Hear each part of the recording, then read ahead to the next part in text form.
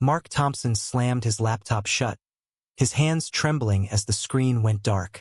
The video had popped up in his recommended feed. A thumbnail showing his son's face, eyes red-rimmed and defiant, with the title coming out, "My Truth as a Gay Man in a Small Town." His quiet, obedient boy, Radley, the one who'd always followed the rules, had just bared his soul to the world, confessing a secret love that Mark never suspected. And now the whole internet knew before he did. Heart-pounding, Mark paced the living room of their modest home in suburban Ohio, the kind of place where everyone knew everyone's business but pretended not to. It was late evening, the house silent except for the hum of the fridge and the distant bark of a neighbor's dog. Radley was upstairs, supposedly studying for his college finals, oblivious to the storm brewing below. Mark's mind raced back to all the signs he'd ignored. The way Radley avoided family barbecues, the late nights on his phone, the sudden distance from his high school buddies. How could he have missed this? His son, gay? The word stuck in his throat like a bitter pill, clashing with everything he'd been raised to believe in their conservative community. He grabbed his phone and dialed his wife, Sarah, who was out at her book club. "You need to come home now," he said, his voice low and urgent. "It's about Radley. Something's happened." She arrived 20 minutes later, her face pale with worry, and Mark replayed the video for her. Radley's voice filled the room, steady but laced with pain. "I've hidden who I am for too long, afraid of what my family would think, what society would say. But I can't pretend anymore. I'm gay, and I'm in love with someone who makes me feel alive." Sarah gasped, tears welling up as she clutched Mark's arm. "What do we do?" she whispered. Mark didn't know. All he felt was a mix of betrayal and fear. Betrayal that Radley hadn't trusted him enough to tell him first, and fear of what this meant for their family in a town where church sermons still railed against alternative lifestyles. The next morning, Mark confronted Radley over breakfast. The kitchen table, usually a place of mundane chatter, now felt like a battlefield. Radley froze with his spoon halfway to his mouth, cereal forgotten. "Dad, how did you?" he started. But Mark cut him off. "The video. I saw it last night. The whole damn world knows now, son. Why didn't you come to me?" Radley's face crumpled, a mix of relief and terror. "I was scared. You always talk about how things should be traditional, how family's about a man and a woman. I didn't want to disappoint you." Mark's chest tightened. He loved his son. But this, it challenged every value he'd held dear, drilled into him by his own father, a stern military man who'd never tolerated weakness. As the day wore on, the ripples spread. Radley's phone buzzed incessantly with notifications. Supportive messages from online strangers mixed with hateful comments from trolls. At college, whispers followed him down the halls. His best friend from childhood, Jake, pulled him aside in the cafeteria. "Dude, is this for real? You and who?" Radley hesitated, then admitted it was Ben, the quiet guy from their literature class who'd become his closest confidant over late-night study sessions. Jake's eyes widened. "Ben, the artsy kid? Man, this is wild. But hey, I'm here for you." Yet even as he said it, Jake's smile didn't reach his eyes, a subtle shift that Radley noted with a sinking heart. Mark, meanwhile, wrestled with his own demons at work. As a manager at the local hardware store, he overheard coworkers joking about those rainbow folks taking over. One of them, an old-timer named Bill, slapped him on the back. "Heard about your kid's video? Tough break, Mark. You gonna set him straight?" The pun landed like a punch, and Mark forced a laugh, but inside, anger simmered. Not at Radley, but at the world for making this so hard. By evening, he sat alone in the garage, staring at old family photos. There was Radley as a toddler, grinning in his arms. Radley at 10, winning the science fair. Radley at 18, heading off to college with dreams of becoming a teacher. Where had it gone wrong? Or had it? The question gnawed at him, forcing him to question beliefs he'd never examined. Sarah tried to bridge the gap that night, urging Mark to talk openly. "He's still our boy," she said softly, her hand on his. But Mark pulled away. "I know that, but what about the church? The neighbors? This could ruin his life here. Radley overheard from the stairs, his heart aching. He'd posted the video impulsively after a heated argument with Ben, who wanted to go public. Now, the weight of his decision pressed down, the first crack in the facade of his hidden life widening into a chasm. The following days blurred into a tense standoff. Radley avoided home, crashing at Ben's apartment on the edge of town. Ben, with his easy smile and gentle touch, was a lifeline. "You did the right thing," Ben murmured one night as they sat on the couch, hands intertwined. "Hiding was killing you." But Radley wasn't so sure. Texts from his mom begged him to come back, while his dad remained silent. The silence hurt more than words ever could. Then came the first real blow. Jake, under pressure from his own conservative parents, distanced himself. At a group hangout, he made an offhand comment. "Radley is going through some stuff, the gay thing." The group fell quiet, and one guy, Tyler, sneered. "Figures. Always thought he was a bit off." Radley, who wasn't even there, heard about it later from a mutual friend. Betrayal stung sharp and deep. Jake, his supposed ally, had cracked under social pressure, revealing how fragile friendships could be in the face of difference. Mark, learning of this through Sarah, felt a surge of protective rage. "Those kids don't know what they're talking about," he grumbled. But it forced him to reflect. Was he any better? His own hesitation was a form of betrayal too. That night, he knocked on Radley's empty room door, whispering to the void, "I'm sorry, son." The words hung in the air, unspoken to the one who needed them most. As the week ended, the family's fracture deepened. Sarah arranged a family dinner, hoping for reconciliation, but tensions simmered just below the surface. Radley showed up, Ben in tow for moral support, though he waited in the car. The meal started civilly, but when Mark asked about the video's impact, Radley exploded. "Impact? Dad, I've been living a lie because of people like you, scared of what you'd think." Mark recoiled. "People like me? I'm your father." The argument escalated, voices rising, until Sarah intervened, tears streaming. "Enough. We're family. We figure this out together." But figuring it out meant facing uncomfortable truths. Mark lay awake that night, replaying Radley's words. For the first time, he considered the pain his son had endured alone, the internal war between love and fear, the moral quandary of honesty versus safety. It was a wake-up call, but the road ahead loomed long and fraught. The fallout from Radley's video rippled outward, infiltrating every corner of their lives like an unrelenting tide. At college, the stares and murmurs grew bolder. Professors offered sympathetic nods, but classmates divided into camps. Some sent encouraging notes, others whispered slurs in passing. Radley found solace in Ben, whose own coming-out story had been smoother, thanks to progressive parents in a nearby city. "We'll get through this," Ben said one afternoon in the library, his hand brushing Radley's under the table. But Radley doubted it. The pressure was mounting, and he wondered if his impulsive post was worth the chaos. Back home, Mark dove into research, something he'd never done before.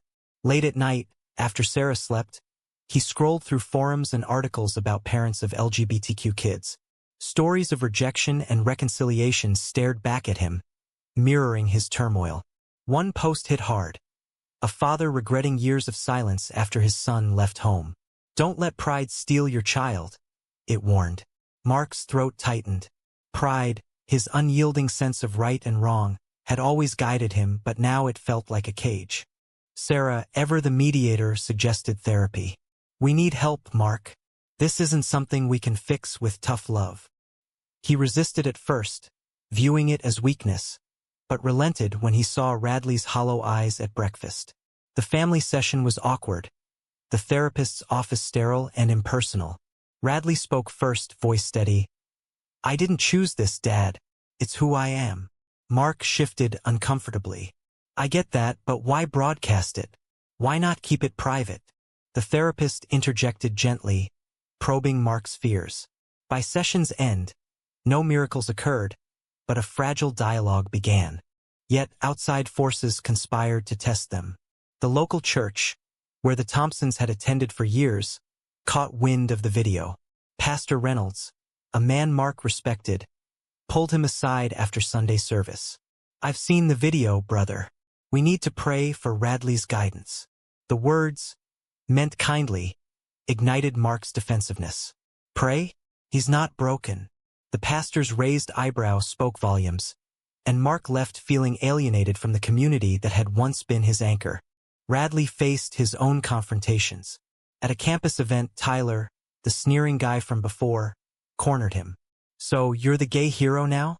Bet your dad's thrilled." Radley's fists clenched, but he walked away, heart racing. Later, with Ben, he vented, "Why do they care so much? It's my life." Ben hugged him tight. "Because change scares them, but you're brave for facing it." Their relationship, once a private joy, now felt exposed, vulnerable to judgment. The turning point came midweek. Jake, racked with guilt, showed up at Radley's dorm. "I am sorry, Mom. "My folks flipped out, said I'd catch flack if I stuck by you. I panicked." Radley's anger flared. "Panicked? You threw me under the bus." The argument drew stares, but Jake persisted. "I was wrong. Let me make it up." Radley hesitated, weighing forgiveness against hurt. In the end, he nodded curtly. Friendships, like family, demanded effort, but the scar remained. Mark's internal battle intensified. At work, Bill cornered him again. "Heard your boy's causing a stir. You handling it?" Mark snapped. "He's my son, not a problem to handle." The exchange left him shaken, realizing how deeply ingrained biases ran in his circle. That evening, he confided in Sarah. "I don't want to lose him, but I don't know how to accept this." She held him. "Start by listening. Really listening." Radley, sensing a shift, invited Ben over for dinner. A bold move. The atmosphere was thick with unease as Ben entered, polite and composed. Mark shook his hand stiffly, Sarah beaming to overcompensate. Conversation stumbled through small talk until Mark asked about Ben's family. "They're supportive," Ben replied. "It wasn't easy, but they chose love over fear." The words hung, a subtle challenge. Radley watched his dad closely, hoping for a breakthrough. But breakthroughs came with costs. Later that night, a heated family discussion erupted. Mark admitted his struggles. "I was raised to believe certain things. Changing that, it's hard." Radley pushed back. "Hard for you? Try living it every day, Dad. Hiding, lying, just to fit in." Tears flowed, accusations flew, until exhaustion set in. They parted with uneasy hugs, the air clearer but wounds raw.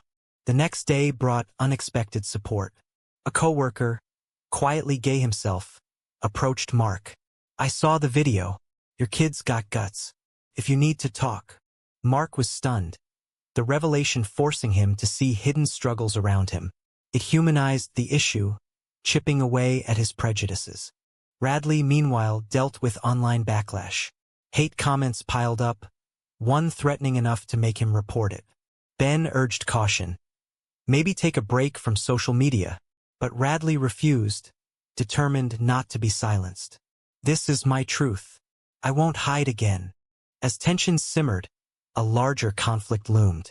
The college's conservative alumni group protested Radley's agenda, pressuring the administration. Radley received an email. His scholarship was under review. Panic set in, his future, tied to teaching dreams, now jeopardized by his honesty. He confronted the dean, who sympathized but cited community standards. "Fight it," Ben encouraged. Radley did, rallying supporters for a petition. Mark learned of this through Sarah and felt a paternal urge to protect. For the first time, he defended Radley publicly, posting a comment on the video. "I'm his father, and I'm proud of his courage." The act, small but significant, cost him friends. Bill unfriended him online, but gained him respect from unexpected quarters. The family's bond strained further when Sarah's sister, Aunt Linda, called, horrified. "How could you let this happen? Think of the kids." Sarah defended fiercely. "He's my kid, and he's fine." The call ended in tears, another relationship frayed. Radley and Ben's relationship deepened amid the chaos, but not without strain. Ben worried about the toll. "I don't want to be the reason you lose your family." Radley reassured him, "You're the reason I'm fighting for myself." Their quiet moments offered respite, a reminder of what was at stake. By week's end, Mark attended a PFLAG meeting, anonymous and nervous. Hearing other parents' stories mirrored his own: initial shock, gradual acceptance. One father's tale of reconciliation inspired him. "I chose my son over my ego." Mark left with hope, but the path remained steep. The scholarship review hearing loomed like a storm cloud over Radley's life, transforming his daily routine into a battleground of anxiety and resolve. He spent hours preparing, gathering letters from professors and allies, while Ben helped draft his statement. "You've got this," Ben said, squeezing his shoulder. But Radley's confidence wavered. The moral dilemma gnawed at him. Should he tone down his advocacy to save his future, or stand firm and risk everything? Mark, witnessing his son's stress, offered unexpected help. "Let me write a letter too," he said over coffee one morning. Radley blinked in surprise. "You'd do that?" Mark nodded, voice gruff. "You're my boy. I won't let them bully you." The gesture bridged a gap, but not without internal cost. Mark agonized over the words, admitting his past views while affirming his support. Sending it felt like shedding old skin, painful but liberating. Sarah rallied the family, hosting a strategy session. "We're in this together," she declared. Yet underlying tension surfaced when Mark questioned Ben's influence. Was this his idea? The video? Radley bristled. "No, Dad. "It was mine. Ben's just there for me." The exchange highlighted lingering distrust, a remnant of Mark's upbringing. At the hearing, the room buzzed with formality. Alumni representatives grilled Radley. "Your public statements have caused division. Is this the image we want?" Radley met their gaze. "My truth isn't divisive. Ignorance is." Supporters applauded, but opponents murmured. The dean's decision: probation, not revocation. A partial win, but a warning. Radley emerged exhausted, Ben waiting outside with open arms. "Proud of you," Ben whispered. The victory was short-lived. That night, Jake betrayed him again, leaking private texts to Tyler's group chat. Screenshots spread, twisting Radley's words into ammunition. "See? He's pushing an agenda." Hurt crashed over Radley like a wave. He confronted Jake at a party. "Why? I forgave you once." Jake shrugged defensively. "They pressured me. Said I'd be outcast too." The admission revealed the ugly underbelly of social conformity. Friends sacrificing loyalty for acceptance. Mark, hearing of the leak, boiled with rage. He drove to Jake's house, pounding on the door. Jake's father answered, but Mark pushed past. "Your son hurt mine.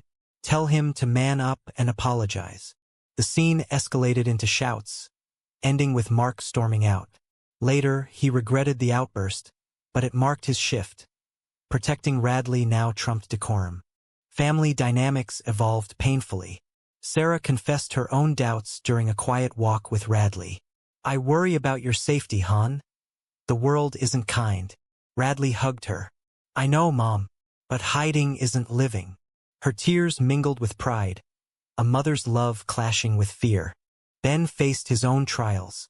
His job at a local bookstore came under scrutiny when a customer complained about promoting deviance after seeing him with Radley. The manager, sympathetic, warned, "Keep it low-key." Ben fumed. "Why should I?"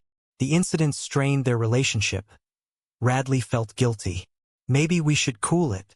Ben refused. "No, that's what they want. Us invisible." A major confrontation brewed at church. Pastor Reynolds preached on traditional values, eyes flicking to Mark. After, congregants cornered him. "Stand firm, brother." Mark exploded. "My son's values include honesty and love. What about yours?" He walked out, Sarah following, leaving stunned silence. The act severed ties with lifelong friends, the price of allegiance steep. Radley's online presence grew, drawing both hate and hope. A viral response video from a supporter boosted his views, but trolls doxed his address. Panic ensued. The family installed security cams. Mark patrolled nights, sleepless and vigilant. "No one's hurting my family," he vowed. In therapy, breakthroughs occurred. Mark shared childhood memories. His father's rigid expectations, the suppression of emotion. "I see now how it hurt me, and how I'm hurting Radley." The therapist nodded. Change starts with awareness. Radley opened up about his fears. "I worry you'll never fully accept me." Mark reached out. "I'm trying, son. Every day." Yet betrayal struck closer. Aunt Linda Dis invited them from a family reunion. Citing discomfort, Sarah wept, but stood firm. "If Radley isn't welcome, neither are we." The decision isolated them further, but solidified unity. Ben and Radley's bond tested limits during a heated argument. "This is too much," Ben said after a harassing call. "Maybe we need space." Radley's heart shattered. Space? After everything. They reconciled tearfully, but the crack lingered. A reminder that love demanded sacrifice. Mark's transformation deepened at a PFLAG event, where he spoke publicly. "I was blind to my son's pain. Now I choose to see." Applause followed, but so did backlash. Old friends ghosted him. The cost, social exile, but the gain, authenticity. As high tide approached, Radley faced a moral crossroads. A media outlet offered an interview, promising exposure but risking more scrutiny. "Do it," Ben urged. Mark hesitated. "Think of the family." Radley pondered. The decision would define him. The interview aired, Radley eloquent and raw. Viewers responded en masse, some with empathy, others vitriol. The family watched together, tense but united. Mark squeezed Radley's hand. "Well done." But the exposure invited danger. A threatening letter arrived, anonymous and chilling. Fear gripped them. Police were called. Patrols increased. Mark blamed himself. "If I'd accepted sooner." Radley reassured. "It's not you. It's them." In the aftermath, reflections deepened. Sarah pondered societal hypocrisy. "We preach love, but condition it." Radley nodded, weary but resolute. The storm's peak neared, promising more trials but also potential healing. With the interview's echoes still reverberating, the Thompsons braced for the next wave of consequences. Radley's story had gone viral, attracting national attention, and with it, a flood of polarized reactions. Support groups reached out, offering resources while hate groups targeted him online. The family's phone rang off the hook. Reporters camped outside. Mark installed blinds, turning their home into a fortress. "This ends now," he muttered, but deep down, he knew it was just beginning. Ben became a constant presence, his own life appended. His bookstore job fired him under flimsy pretenses, citing distractions. Devastated, he crashed with Radley, job hunting amid the chaos. "I won't let this break us," he told Radley one sleepless night, but resentment simmered. Ben questioned if Radley's public fight was worth their private pain. Radley, torn, whispered, "I have to believe it is." Mark's workplace turned hostile. Bill led a whisper campaign questioning his leadership. "Can't control his own house. How's he manage us?" Mark confronted him in the break room. "My family isn't your business." The argument drew HR, resulting in warnings for both. Mark considered quitting, but bills loomed, the financial strain adding to emotional toll. Sarah sought solace in online communities, connecting with other moms. Their stories empowered her. "We adapt or lose them." She pushed Mark toward more involvement, suggesting they attend a Pride event. He balked. "Me? There." But seeing Radley's hopeful eyes, he agreed. A monumental step. The event was overwhelming. Colors, crowds, unapologetic joy. Mark felt out of place, but watching Radley and Ben hold hands freely stirred something. A speaker shared a tale of familial rejection turned reconciliation, mirroring theirs. Mark teared up, whispering to Sarah, "I get it now. The freedom." Yet freedom came with betrayal's sting. Tyler, escalating his vendetta, organized a campus protest against Radley's influence. Signs read, "Protect our values." Radley countered with a rally, friends and allies showing up. Jake, redeeming himself, spoke, "I was wrong. Radley deserves better." The clash turned ugly, shouts, shoves, until security intervened. Radley emerged bruised, not physically, but spiritually. Home offered no respite. Aunt Linda escalated, emailing the family, "You're enabling sin. Think of eternity." Sarah replied fiercely, cutting ties. The loss hurt. Linda was her only sibling, but loyalty to Radley prevailed. In therapy, raw truths emerged. Radley admitted resentment. "You made me feel wrong for years, Dad." Mark broke down. "I was scared. Of change, of failing you." The session ended in embraces. Forgiveness tentative but real. Ben's job loss forced a tough choice. An offer came from out of state, better pay but relocation. "I can't leave you," he told Radley. But Radley urged, "Go. We'll make it work." The decision tore at them, love versus practicality, a modern moral quandary. Mark's awakening peaked during a solo drive. He pulled over, sobbing, releasing decades of suppressed emotion. "I'm sorry," he repeated to the empty car, vowing change. The climax built at a town hall meeting, where locals debated LGBTQ rights. Radley spoke passionately, "We're not threats, we're people." Opponents booed, but Mark stood, "That's my son, and he's right." The room hushed. His endorsement swayed some, but backlash followed. Vandalism at home, a broken window with a hateful note. Police investigated, but fear lingered. The family huddled, bonds strengthening amid adversity. Sarah cooked comfort food. Mark shared old stories, humanizing his past self. Ben accepted the job, parting tearfully at the airport. "This isn't goodbye," he promised. Radley nodded, heart heavy, the sacrifice for growth evident. Alone, Radley reflected on his journey. From hidden shame to public advocate, the costs immense but purpose found. Mark and Radley shared a pivotal talk on the porch. "I was wrong, son, about everything." Radley forgave. "I know, and I love you." Healing began, but scars remained. As normalcy trickled back, the family attended church elsewhere, one affirming diversity. Pastor Reynolds called, apologetic, "I misjudged." Mark hung up. Some bridges burned forever. Radley's channel grew, inspiring others. Messages poured in. "You gave me courage." The impact outweighed pain, validating his choices. Yet doubts persisted. In quiet moments, Radley wondered if silence would have been kinder. Mark pondered his delayed acceptance's cost. The story's arc neared closure, lessons etched in every decision's aftermath.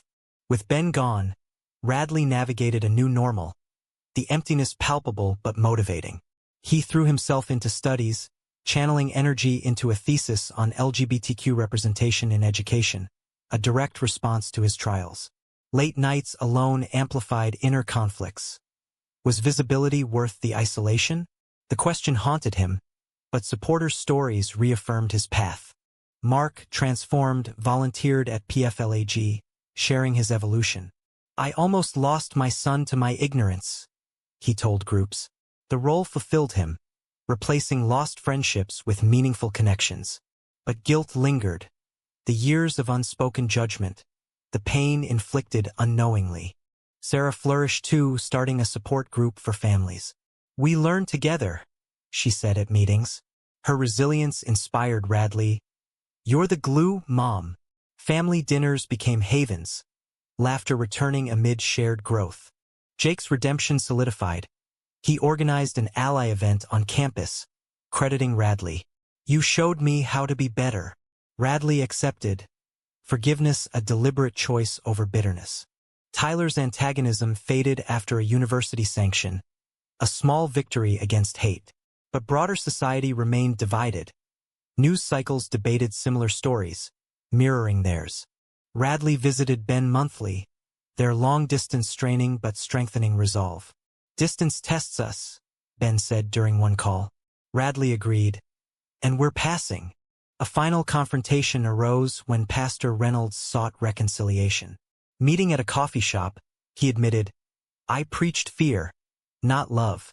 Mark listened, then responded, "Actions matter more than words. Show change." The pastor pledged reform, a tentative alliance forming. As seasons changed, the family's wounds healed slowly. Mark surprised Radley with a pride flag for his room. "If it's who you are, it's welcome here." Tears flowed. Acceptance, once elusive, now tangible. Radley's channel hit a milestone, a live Q&A drawing thousands. Questions poured. How do you handle family rejection? He shared honestly. With time, communication, and sometimes walking away, the session empowered him, turning personal pain into communal healing. Yet the costs tallied. Lost friends, strained relations, financial hits from security and therapy. Ben's move symbolized broader sacrifices, personal dreams deferred for collective progress. In a quiet moment, Radley and Mark fished at the lake. A childhood ritual revived. "Regrets?" Radley asked. Mark pondered. "Only that I didn't see sooner." Radley nodded. "Me too, for hiding so long." Sarah's group thrived, attracting locals like Bill, who attended sheepishly. "Didn't realize the hurt," he confessed. Change rippled, one person at a time. Ben returned for holidays, the reunion joyous. Around the table, stories flowed, no longer censored, but celebrated. As the year closed, Radley reflected on his journey. From secret torment to open advocacy, the drama of choices defining him. Betrayals taught caution. Awakenings brought hope. The family stood stronger, but aware of fragility. Society's prejudices persisted, but their story challenged them. In the end, Radley pondered the ultimate question. Was coming out, with all its chaos and pain, the right path, or did the hidden life offer a kinder mercy? Was sacrificing personal peace for authenticity always worth the profound, irreversible costs it demanded?